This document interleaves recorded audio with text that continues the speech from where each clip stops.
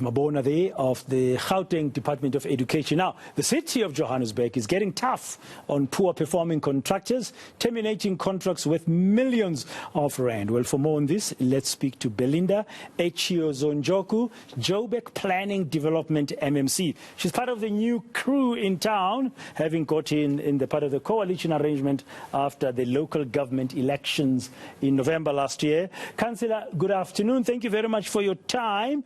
You've terminated poor performing contractors. What led you to do so? Good afternoon, Dan, and good afternoon to your viewers. Yes, that is indeed correct. We have terminated poor performing contractors. What led us to it is that we had received some concerns from communities that they are not seeing services being rendered, and also there were monies being spent that we cannot really see. So I did an oversight to some of these facilities where the complaints were coming from, and we realized indeed we're not seeing what was supposed to have happened. And how much are we talking about? Yeah. How much are we talking about, Councillor? We've approximately 244 million at this stage, and of that, about 88.5 million had been already been used up, had been spent by the contractors. Now, let's just talk about that. 88.5 million already spent by the contractors. Contractors who are not doing a good job, besides delays, poor workmanship.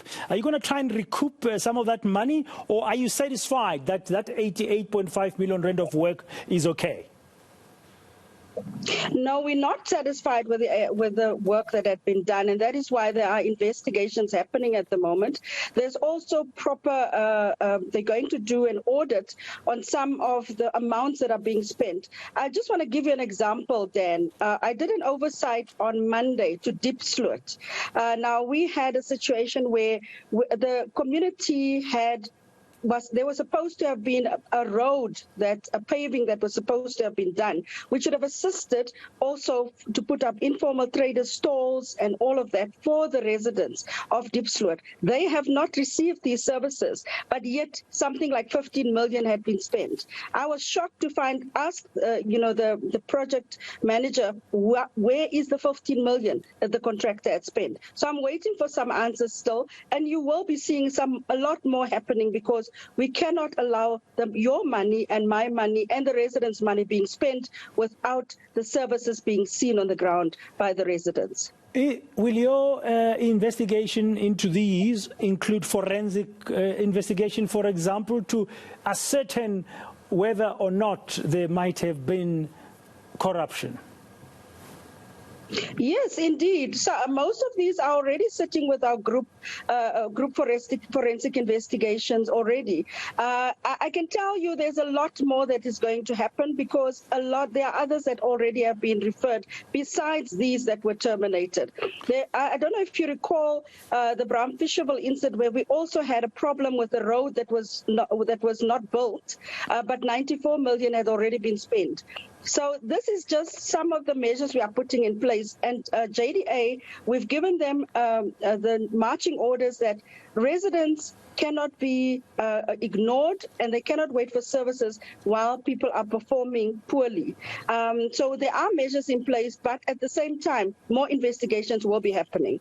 Yeah, I mean, these projects, the nature of the projects you're referring to, like the one you went to oversee in Diepsloot the other day, are supposed to improve the lives of city residents and give them the basic services, and they are not. So while you've terminated these contracts, what's the way forward? Are you going to review your procurement processes? Are you going to put these contracts out to tender again and manage them differently? Yes, indeed. That is exactly what we're doing at the JDA.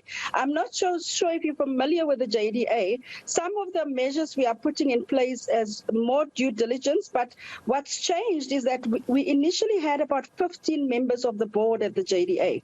We've reduced that number to 9 people to be able to do better oversight, fewer people making decisions. Then we've also got a new acting CEO who is really, really trained, who understands the nature of what it is that community wants on the ground. So there will be more stringent processes, due diligence being done. There'll be background checks on contractors, and at the same time, we'll also make sure this time around that people are able to tell us that they actually have the capacity to perform and service our residents. So those are some of the measures that are being put in place, and also ensuring that there is no corruption. So you are strengthening the leadership bench of the JDA. You've got an acting CEO. When will he stop acting and be permanent?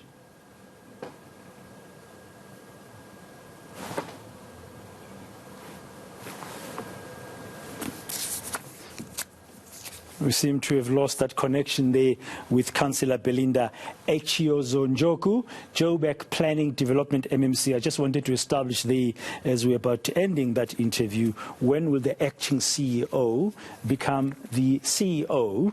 And her picture froze there, unfortunately. Apologies for that. But we get a sense that they're trying to address the issue of what they regard as poor performing contractors. A lot of money there. It sounds like there's money for jam. I mean, you get given millions of rand for a project, and then a few years later there's no project, but the money has been spent.